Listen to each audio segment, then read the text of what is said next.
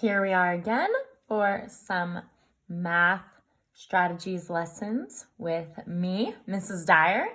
Today we're going to take a look at multiplication vocabulary. Just like our addition and subtraction has parts that are labeled, and it's not just saying this number and this number, multiplication also has very specific terms for each part of a multiplication problem or sentence.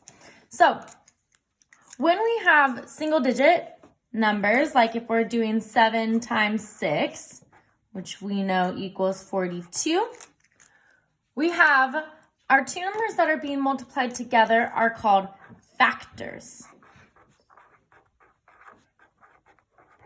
Our answer is called a product. This is going to be important to know that these are the labels when it comes to doing other multiplication strategies and also learning how to factor numbers or prime factor numbers. We need to know that especially our single digits are considered factors. Larger numbers are also considered factors as well, even if you get up into doing 12 times 11, right? Even double digits, triple digits can be considered factors as well. These can still be called factors.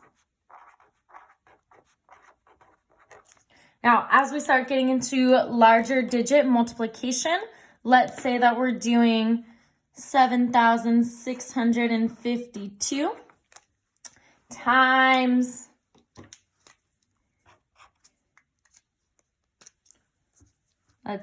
times 18, right? We can also have two different labels when we start getting into higher digit multiplication. Our number that we're starting with, like if we have 7,652 buttons in a bag, this would be called our multiplicand.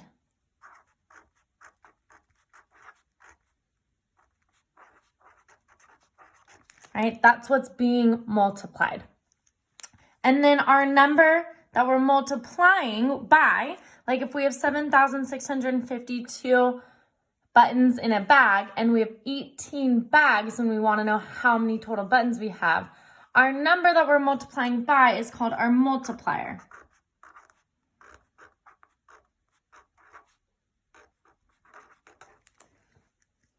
Our answer is still called the same. It's still called a product.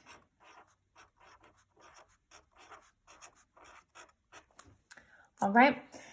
It's important, again, to keep these labels so that it will help keep understanding firm as students move on into higher and higher math, and especially when these are going to be the terms that are used in directions in their workbooks, on tests, and everything like that. And also are terms that will come up later in further math, such as prime factoring, or even a multiplication strategy that we use called partial products. All right. Hope you've learned a little bit about multiplication vocabulary, and I hope that you keep tuning in to learn the different types of multiplication strategies we use here in Oakley.